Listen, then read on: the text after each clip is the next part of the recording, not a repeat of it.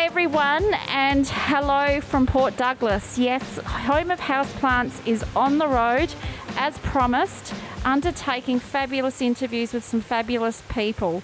And today, our very first guest for 2020 is Jules from the Plant Factor. Hello, Jules. Hello. Hello.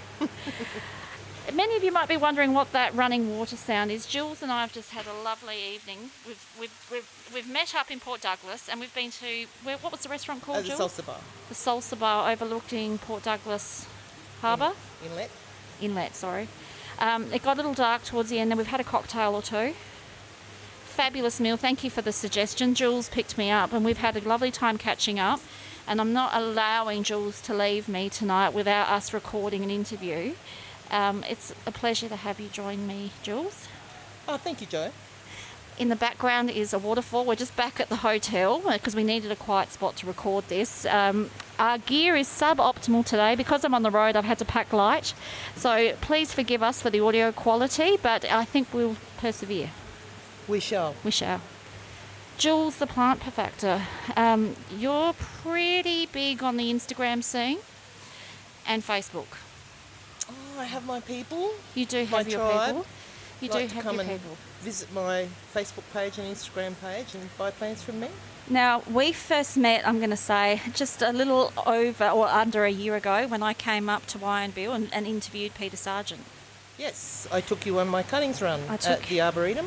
I had a great morning with you, and literally I was just shepherded around that fabulous property and awestruck, and had the privilege of meeting you first before I met Peter, and I think we've sort of interacted and become somewhat friendly since then. Yes, and I've sent you a few things. You sure have. For me personally, as well as through Plant Concierge. So Jules is pretty famous for her unicorn plant auctions. There's been some doozies, and I think as we speak, one's finishing at the moment, Jules. Just starting, actually. Just starting. Sorry, my bad.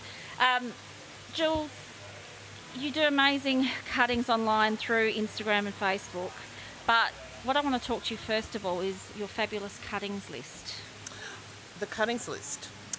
Well, the cuttings list began when Peter Sargent from the Arboretum decided that he would like to name every philodendron that he owned. Right. But he didn't have time to do it, so the job fell to me.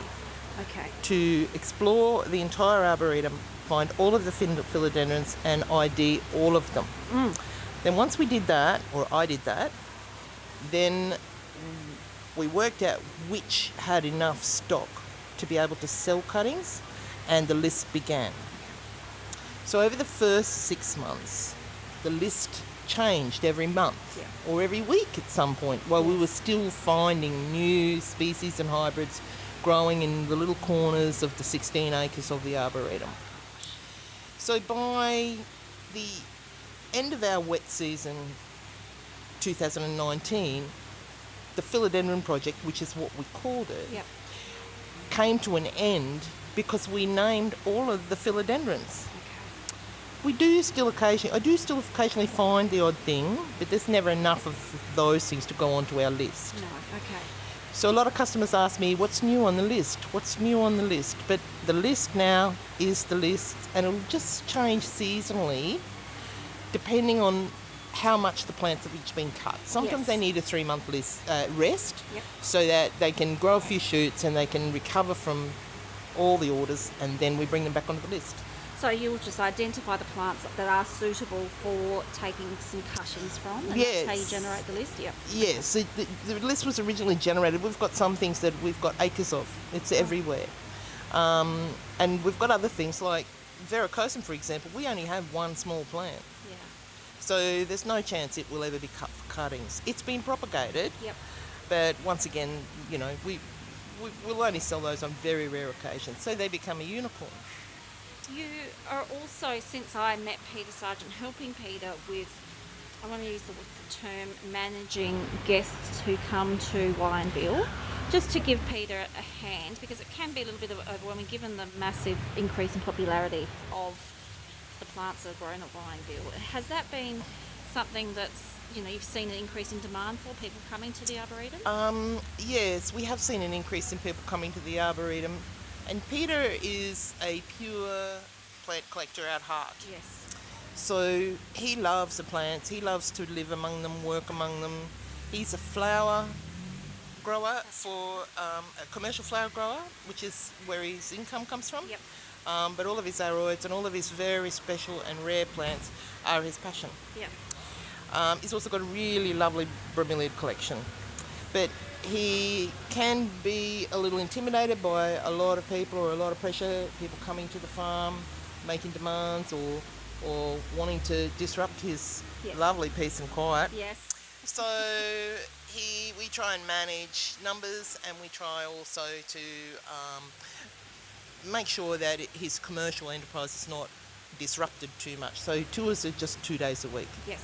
The other thing that Peter has done as well is I sell his plants online. So he's moved all of his plant sales, special rare plant sales, online, so that he hasn't really got to bother with it too much at all. So that's not his area of interest, and he knows what he's into, and he's a man that knows what he likes and what he wants to do. And so you've sort of stepped in to help with that. And the benefit of that, Jules, is that now they become accessible Australia-wide. They become accessible. His lovely plants become accessible, and to everyone, not just people who attend in person. Yeah, and the other thing with Peter as well is that he's not internet savvy. No. And nor does he wish to be. So, but he is intrigued by the world of the internet and likes to know what's happening out there and what plants are available, but he personally doesn't want to have anything to do with it. So it suits him really nicely to have his plants sold online for him. Yes. And he can continue to do the things that he loves. You came to know Peter because you were sort of a nursery, I'm going to use the word hand. What's the technical term, Jules? I don't know how to do it. But I used to be a dog's body at the Arboretum. Okay, there you go. That's your terminology, not mine. I had been working at sea for a number of years, and I decided I needed to go to land. Yes. So I actually rented a house across the road from the Arboretum and got a dog to keep me home. Yep. And then a friend of a friend said that he was looking for somebody, so I went over there, and I had some plant knowledge. I'd been working with plants before, and I got a job. And I did bromeliads and all sorts of plants for Peter for a number of years. Just sort of a bit of everything. Weeding, propagating. Whippersnipping. Yeah, right. But Peter isn't one to just have people there doing nothing. Oh, not nothing, but just, he doesn't like to have just arms and legs, so to speak. So he's always teaching and educating and testing, and particularly if he thinks you've got some sort of aptitude for Latin. Yep. So, even though you are just there to whippersnip, you're asked constantly, what's that one called again? And what's that? And what's the name of that? And what's the name of that? So you learn a lot. I bet you do. So, Jules, you pretty much sell your cuttings on a weekly basis, but I know that you have taken a little bit of respite over the cooler months, and there's good reason for that too, isn't there? Yeah, well, cuttings in colder climates don't do so well. I do continue to sell plants in the winter if someone's got a good heated setup. Yep. And I do also do a lot of local business in the winter here in the tropics. It's the perfect time of the year for local people to buy their house plants and indoor plants. Yeah, so you tell me a little bit about that. So apart from running the Plant Factor online for the wider Australian community, you do local deliveries to the local community. I do local sales to the local community. I have supplied plants to local businesses. Yep. And I also supply some local nurseries in Cairns and Townsville and Brisbane. Yep. And I generally shrink back to mostly Queensland work in the winter. Yes. Unless it's a regular customer and they have got the right setup to keep things alive. I worry about where my plants go and that they will stay alive. And I often offer anybody who buys from me the after-sales service of, please tell me before you kill it that it's having trouble. Don't come and tell me after you've killed it. And I will help you. I will help you. Have you you've obviously noticed a steady increase in demand. Would that be a fair description? Sort of once you set up, it's been a... To be honest, from October, because I only started to do this, I've always done the local business, but I've really just started to do this for Peter since about September last year. Yep. and it was on from the beginning. So I noticed that things come in waves, so there'll be a lot of demand for, say, Pleurmanii, Yes. and then that'll ease off a little bit, although it never eases off Pleurmanii. More likely the supply eases off, so then I might find a supply of Painted Lady, and because not all the plants I sell come from Peter. No. Some of them are my own that I've been propagating, because I'm a busy little propagator as well. Yes. And also I have other contacts and other people who don't want to go online and sell their plants, so I do that for other Somewhat people. of a bit of a broker. Plant broker, I like that. Well, the plant factor, in old English, a factor is a middleman or woman. I never thought of that. I've not just... The plant factor is a middle woman, but it also is like the X factor, the plant factor. Yes, okay. So I am a little bit of a middle woman, Yes. but at the same time I also do propagate. You know, I can say to Peter, propagate this, and when he doesn't, I say, oh, don't worry, I'll buy the cuttings, I'll propagate this. You can almost, communicate to Peter what the market's demanding. Oh, day to day. Yeah. So the latest little craze this week, or the last couple of weeks, probably due to our friend at the Mellow Pod, Yes. is the caladium little zing that's happening right at the moment. Yeah, I have noticed that. I'm glad. Now, I should say that we're recording this at the end of November 2019, this episode, but it's something I've noticed as well. Caladiums are really making a little bit of a name for themselves again. All I can say about that is get in quick and get them, because they are going to go dormant in the winter if you're in a colder climate. Yep. And you're not to worry about that.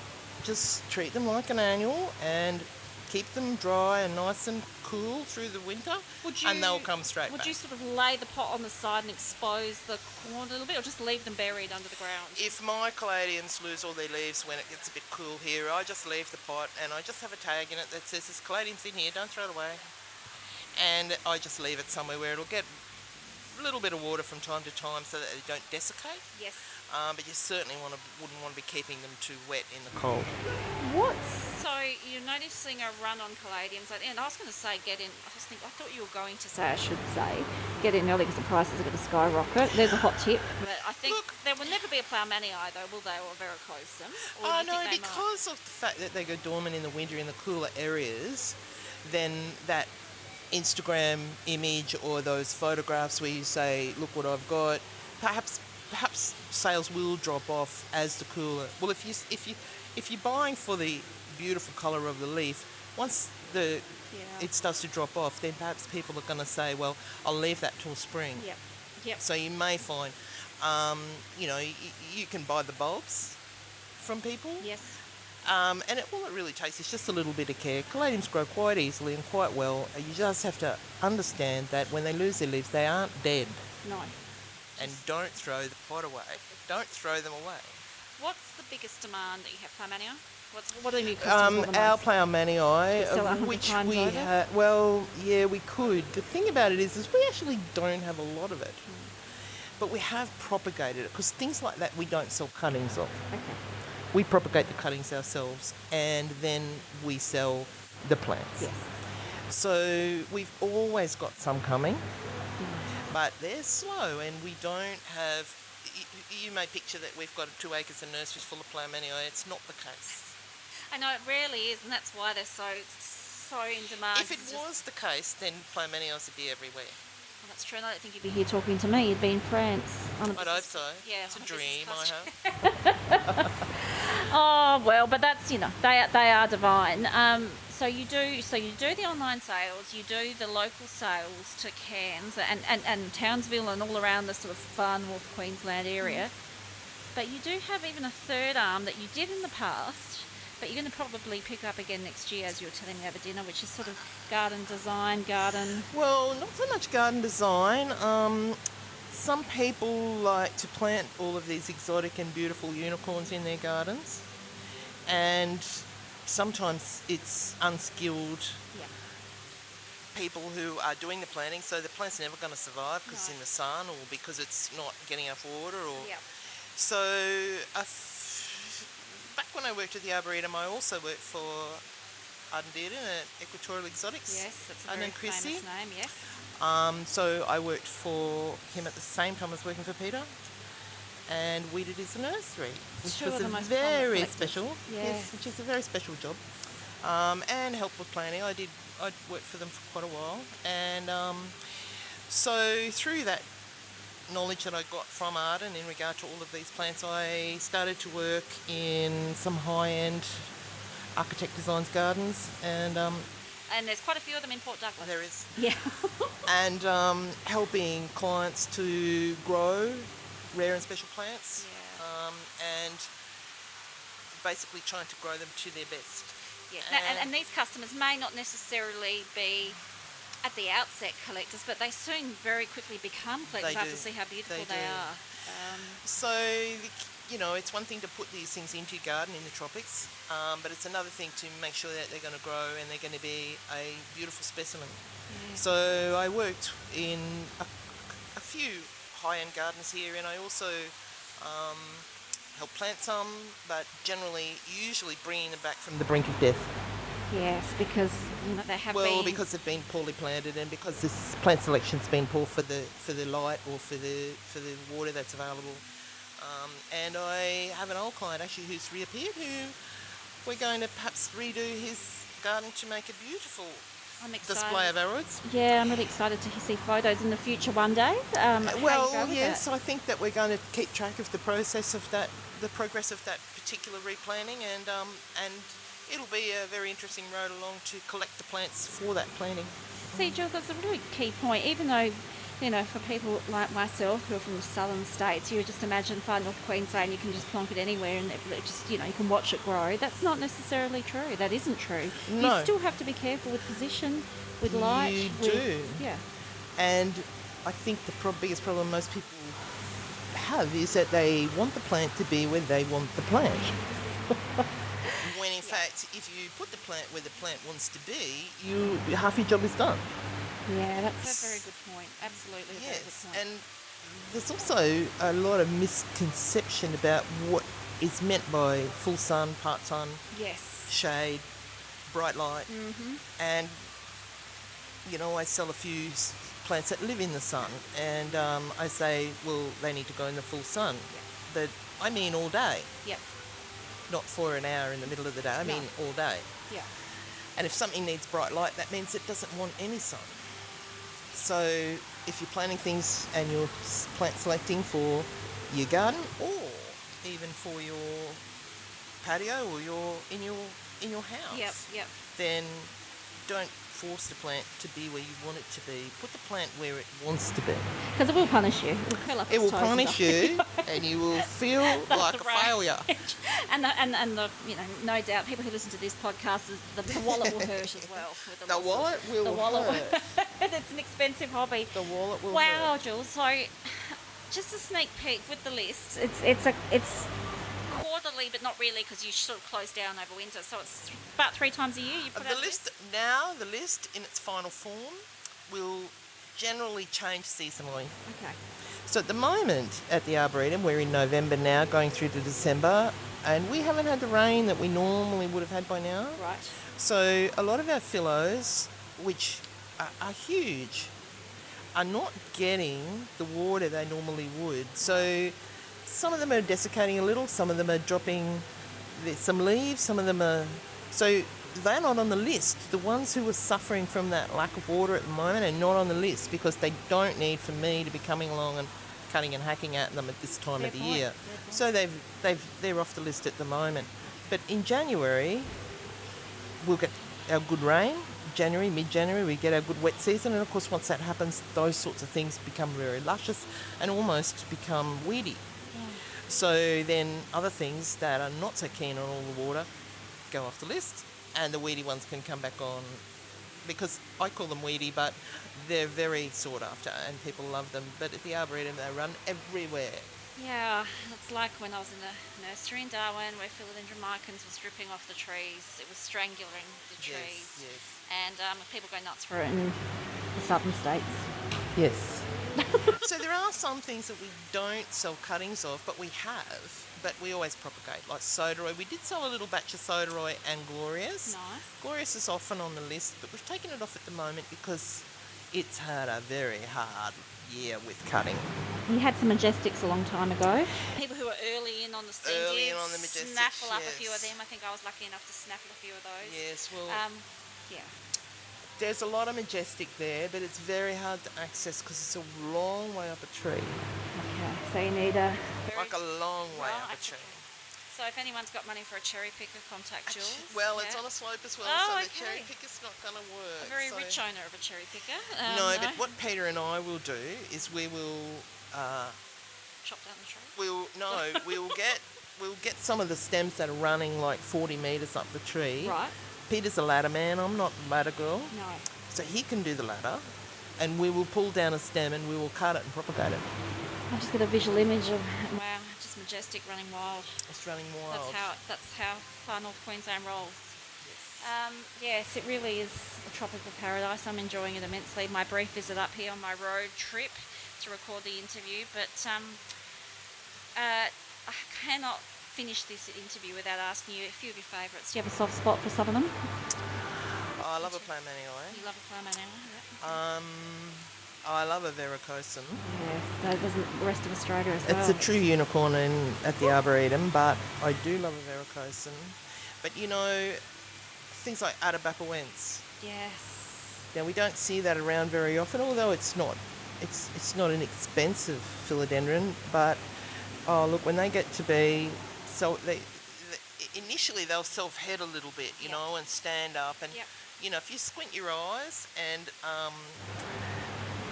you can just pretend that that's a poor man's spirit of sanctity.